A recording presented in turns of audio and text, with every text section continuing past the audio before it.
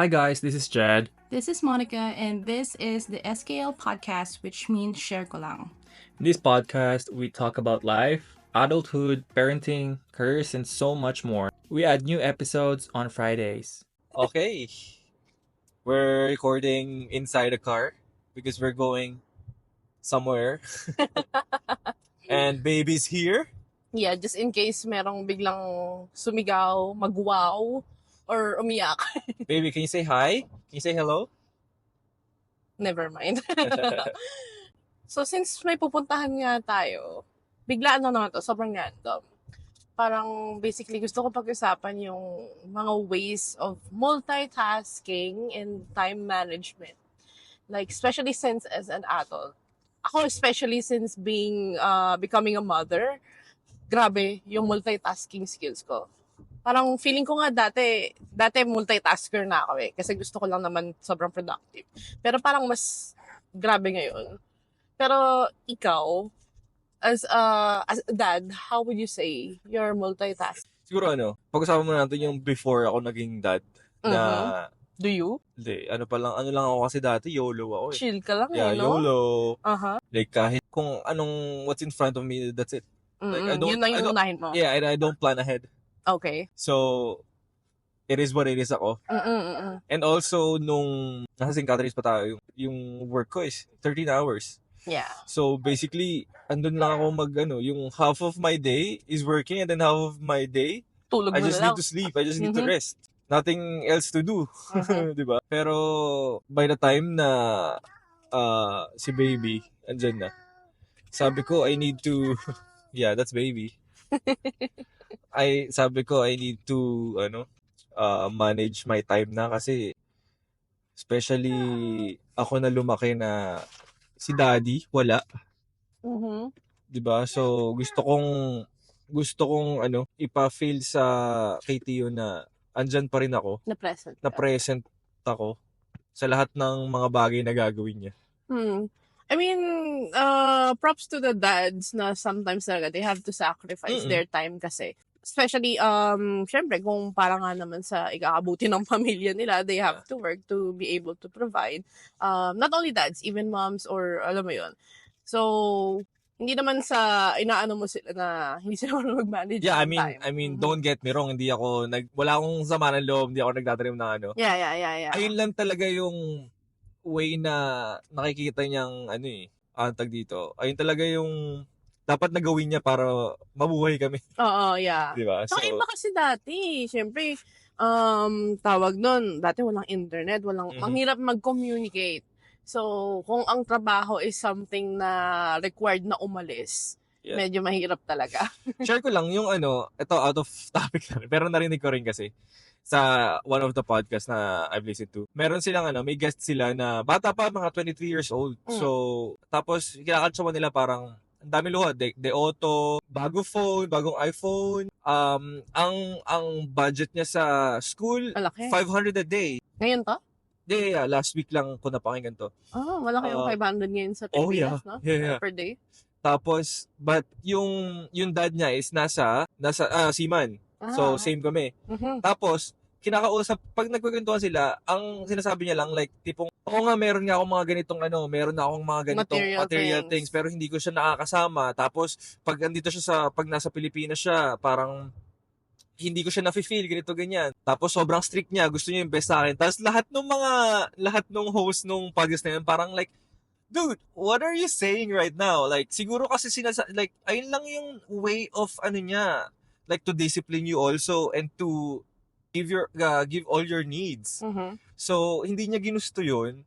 Pero, the fact na nagre-reklamo ka pa rin, like, there's something wrong, right? Like, dahil bata ka pa, ganyan yung naiisip mo. Niya. Pero pagdating ng araw na naging tatay ka, maintindihan mo. Kasi ako, hindi naman super ganun, pero meron din akong naging ganung thinking no na tipong, okay, andito ka lang, tapos puro material things, tapos then go. Pero ngayon, na-realize ko na gagawin mo pala talaga lahat para sa family mo, di ba? Just to provide like anything na kahit mapalayo ka, basta okay yung may family budget, mo. may bahay. Anyways, ayun yung sinasabi ko na since dumating si baby, I need to manage my time na andun ako all the time para sa mga bagay na gagawin niya. So, in-start ko with like ako ng trabaho ko, lumipat ako ng Nag-own business. yeah, own business para hawak ko yung oras ko. Tapos ayun lang naman na from that nagkaroon ka na ng ibang time for for everything eh. Ikaw? Sa akin, well, siguro maganda na kasi talaga yung maganda na yung training ko ng multitasking because that's what I've been used to doing ever since. Like, the fact na nag-work ako habang nagsistudy ako, multitasking na yun. So, medyo maganda yung foundation ko when it comes to multitasking. But, ibang usapan when we had baby, when we had Theo. And then, kasi I was working as a contractor back then sa company na based in US. So, Pacific time yung time zone ko. Tapos, ang time zone natin dito sa Toronto is Eastern. Tapos, yung pinaka-main company namin, mother company namin, nasa Seoul, Korea. So, yung time, kasi before, nung single pa, nung wala pa tayong baby, okay lang. Like, sobrang, as a contractor, parang minsan, anytime dapat na kontakin ka for a Zoom call, dapat ready ka or whatever. Although, hindi ako nagko-complain. Wala namang problema. Maganda naman yung oras nila. They still respect my hours. Pero pag importante din talaga, dapat ready. Parang ganon. Nung tumagal, sabi ko, nung nagka-baby na tayo, hindi na ako pwede dun sa mga late night. Meron kaming mga calls na 8, 9, 10 p.m. sa atin. Kasi yun yung morning sa Korea. So, medyo nahirapan ako doon. Nag-struggle ako doon. That's also the time I realized as much as I love that job, like, it's literally a dream job. Not just for me, sobrang daming taong nangangarap na makuha yung trabaho kong yun. Pero sabi ko, it's time to let go. Kasi, uy, naantok siya. Kasi sabi ko, parang mas gusto ko na yung time ko mapunta na lang sa anak ko and also, syempre, sa family. Para mas manageable for me. Kasi ako din like personality ko na lang din na pag meron akong work, committed ako and gusto ko parang I'm on top of my game, hindi ko magagawa yun pagka medyo lacking ako sa oras eh. So, ako yung na-frustrate sa sarili ko na medyo may mga hindi ako masubmit on time or pag may tinanong sila na like Monica, can you do this and finish this by Monday? Ako aware ako na parang hindi ko kaya, then I have to really tell them, parang kailangan ko makapag-bargain na, can I do it Tuesday or Wednesday instead? Hindi dapat ganun eh. Ano pa nga ako sabi mo Monday, Sunday ko yan isasend sa'yo kahit off natin. So, dati ganun ako. Pero, yun nga, parang super nag-open sa akin na I need to prioritize other things aside from work. I feel like I'm much better na sa management ko ng time. Especially when you learn, kasi syempre as a new mom, doon ko lang na-realize na ang bata pala, may routine. And so far, naging maganda naman ang routine ni baby. So, alam ko kung ano yung oras na pwede akong work on other things. So, yeah, I think time management sobrang importante for me. Sa akin, inisip ko lang, sarap, yung kapag be your own boss. Oh, yeah. That's true. Talagang hawak mo yung oras mo, be your own boss kapag may emergency or kailangan gawin, pwede kang Pwede kang mag-drop. Yeah, drop exactly. mo talaga yung work mo or whatever. Yeah, tapos you can do your like, mas importanteng things in life. Yeah. Diba? Pero ano yung how do you manage na nagkaroon ka ng routine? Film, yung YouTube mo, Yeah, I think yung shop mo, diba? yeah. I think isa pa yan sa pinaka-magandang naging training ground ko, especially lately. Ito nga lang yan. Actually, ito lang yan. Parang, I would say mga 2 months ago lang ako doon ko lang na-feel yung groove ko sa content creation. I tried to figure kung ano yung sustainable for me. Sobrang importante nun. Siyempre lahat tayo, pag may gagawin tayo, medyo positive thinker tayo na feeling natin, uy, kaya ko nang gawin, kaya kong mag-film araw-araw, kaya kong mag-vlog araw-araw. Pero pag nandyan na, biglang, ay, hindi pala kaya. Sige, next week na lang ulit kasi hindi ko pa nasimulan this week. Nangyari yun sa akin kasi sabi nila, pag mag-YouTube ka daw, dapat consistent. When you say consistent, hindi ibig sabihin araw-araw Ibig sabihin dapat consistent ka sa schedule mo. So if you've decided na Monday ka magpo-post ng vlog mo, dapat every Monday na. So, ginawa ko yan. Nag-decide ako, parang nag-choose ako ng random day. Sabi ko, dapat Wednesday may post ako. Tapos, hindi ko nagawa on the first Wednesday. So, sabi ko, sige, hintayin ko na lang yung next Wednesday. Hindi ko ulit nagawa. Hanggang sa, parang 2 weeks na yung lumilipas. Sabi ko, wait, sayang yung oras. So, ang ginawa ko na lang, nag-organize talaga ako ng schedule na kung ano yung sustainable sa akin, yung mag-workout sa akin. Like, share ko na lang yung pinaka-schedule ko. Kunwari, for now, Monday wala. Wala akong content sa kahit ano yan. Kahit podcast pa yan or... How much do you wanna share your channel? Maybe next time. Na para lang may idea lang sila. So, like, Tuesdays, meron akong upload sa channel ko for gaming and toys, unboxing. Medyo, baka isipin nila pang bata. And then, Wednesdays, meron akong upload sa podcast ko about tech, sa tech naman. And then Thursdays, meron akong upload sa plants naman. Meron akong channel for plants and then doon naman yung upload ko. And then Fridays, sabay ito, meron akong another video for my gaming and toys kasi sobrang mas active ako doon. And then, itong episodes natin sa podcast dito. But, when it comes to like preparing the contents, yung behind the scenes, yan na yung magulo. But the thing is, maaga ako nag-film. Mm-hmm. Like right now, we're recording this. I think meron na tayong mga 4. May mga Yeah, 4 we're tayo banking nakaka- Mm-hmm. banking recording That's talaga. very important. Episodes.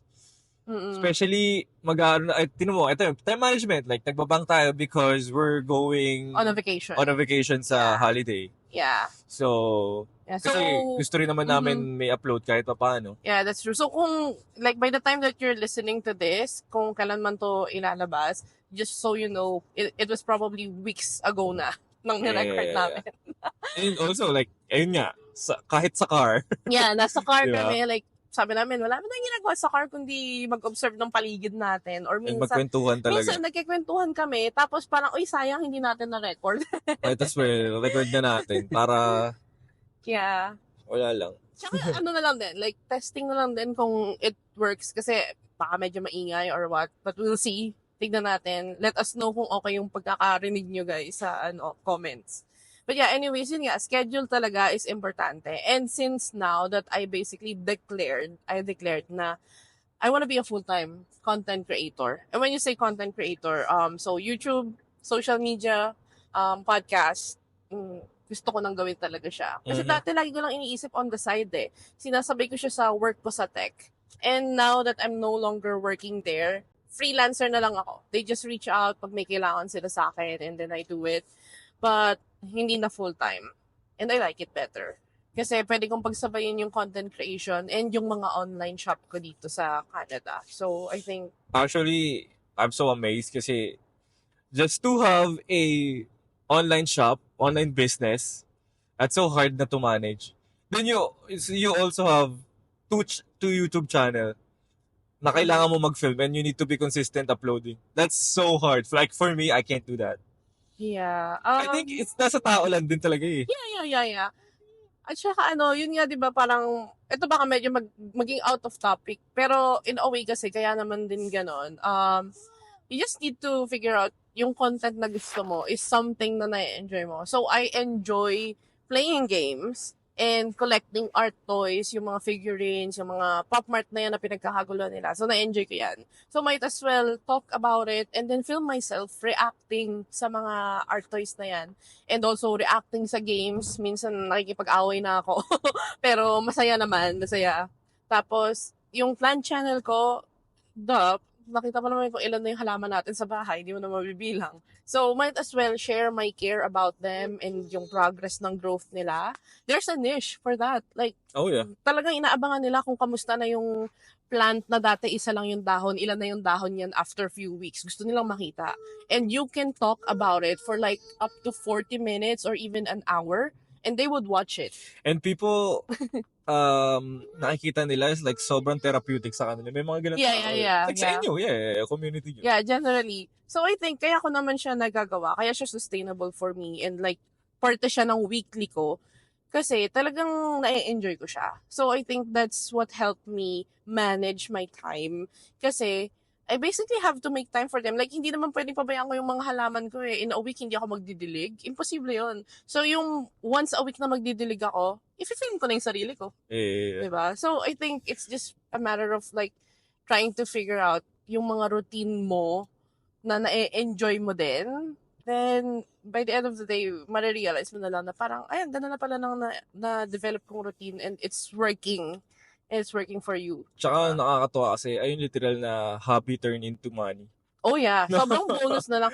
No? Yeah, Like sobrang online, hobby lang talaga siya eh. itong online business natin ngayon na, yan nga yung shop natin sa plants. Hindi ko naman planano yan, hindi ko in-expect yan. Gusto ko lang mag-collect ng plants.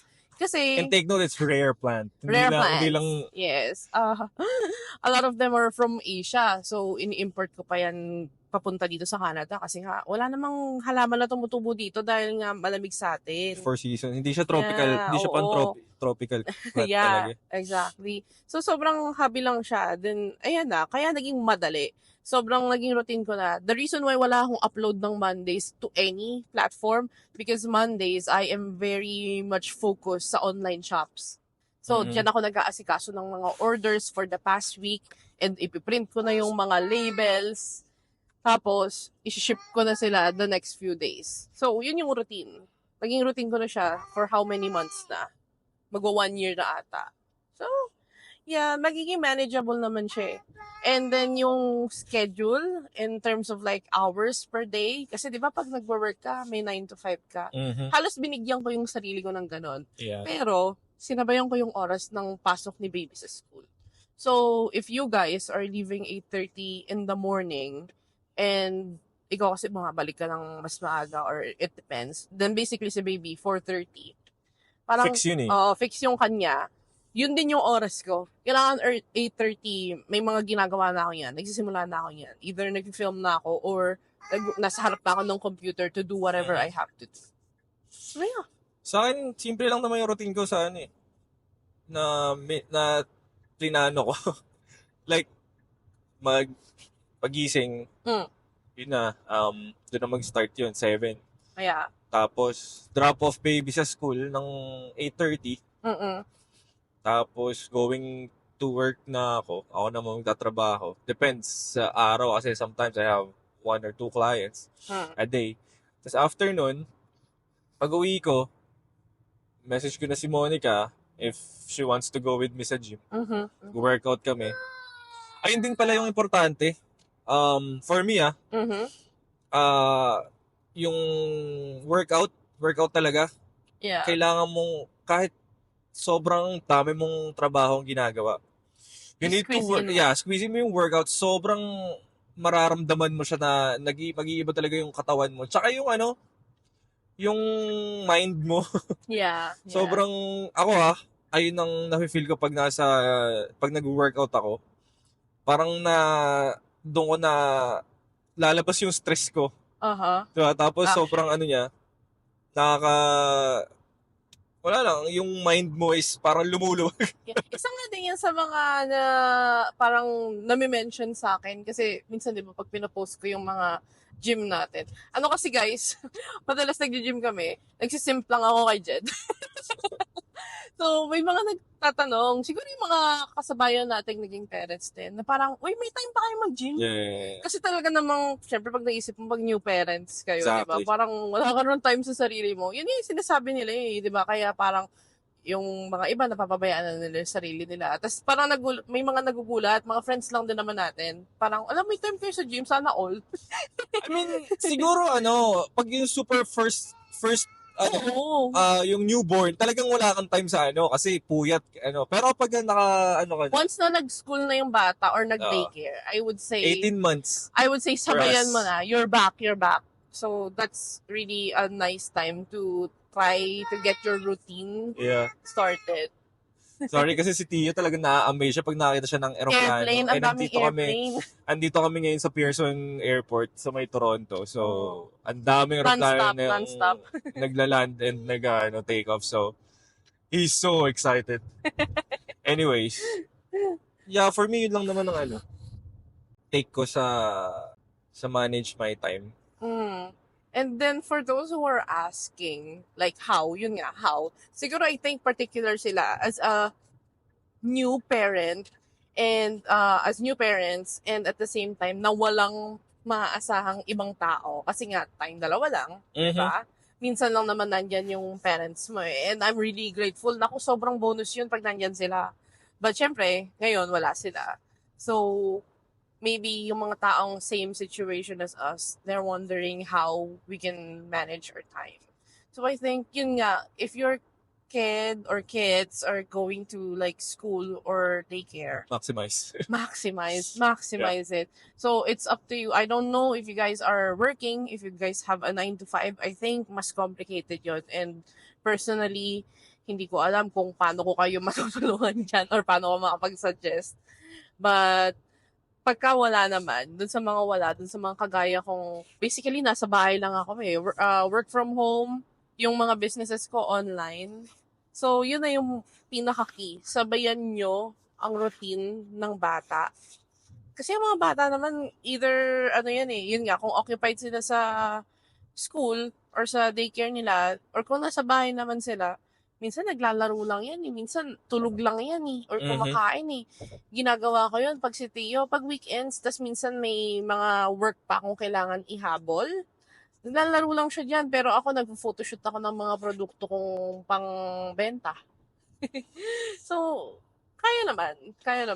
Sa Pilipinas sobrang swerte kasi ang dali kumuha ng mga kasambahay. Oh yeah, that's true. Unlike here na I don't think you can afford. Yeah. Kailangan natin manalo sa loto. Yeah, there's some, yung mga client ko, they all have nannies. Yeah. Like, syempre yung mga client ko talagang mga big time nanny. Oo. May kaya kasi they're not gonna hire a private chef if they can't afford that lifestyle. But anyway. Pero yun nga, sila nga tignan mo. Wala silang time. Yeah. Hindi nila ma-manage yung time nila. Wala silang time para magluto. Kaya nag-hire na lang sila. Wala silang time sa kahit kaya ginamit nila yung money nila. Kasi lahat ng time nila is nasa mga trabaho nila. Yeah. Which, yung trabaho naman nila is like lawyer, doctor, mga bonggang career. Yeah. So, okay, good job guys. And must be nice. Kaya, yun na lang ginagawa nila. Nag-hire na lang sila ng mga tao. I mean, siguro kung ako, nakapagtrabaho ako sa ganong field, kung yun yung gusto ko at na-achieve ko, baka ganun din situation ko. But, either ways, I'm happy with what I'm doing now. Same. Like, just taking things slow, na I'm really grateful din kasi, syempre, I have a partner na maasahan. Yes. na nandyan, na imaginein mo, syempre, kung hindi ikaw ang naghahatid sundo kay baby, dagdag pa yun sa isang aasikasuhin ko. Diba? And then minsan nga, bonus pa kasi pagkasundo kay baby, hindi mo na sila uuwi. Mag-grocery sila mag-ama. Tapos, bonding pa kami. Or magme-merienda sila somewhere. Para you can para meron pa akong 30 to an hour maximum na may ginagawa pa akong extended. So, yun lang din. Aside from really figuring out your schedule, your routine, and trying to sync with your family, with the people around you. Coordination then, like if you really need some extra time, then maybe ask your partner. Na, communicate lang talaga. Baka naman pwedeng dalhin mo si baby sa playground, indoor playground. So, yeah. Yeah, sa amin ganoon kapag talagang may super busy na gagawin. Tapos na alam mong si Tio talagang guguluhin ka. Yeah, pag work from home si Jed, pag nagluluto yan sa bahay, kailangan ako ang nag-aasikaso kay baby. Kasi makikigulo sa kusina yan. Diba? I mean, I can't wait na tulungan niya ako. Must be nice. Na dumating yung panahon. I mean, yeah. I'm gonna give you incentives for that. walang free sa mundong to. Sige ka, child labor yun. Yeah, but I think interesado siya in a way. But yeah, I think yun na yung lahat ng Ayun lang yung share share natin ko. for kung how we manage our time. Okay. Peace!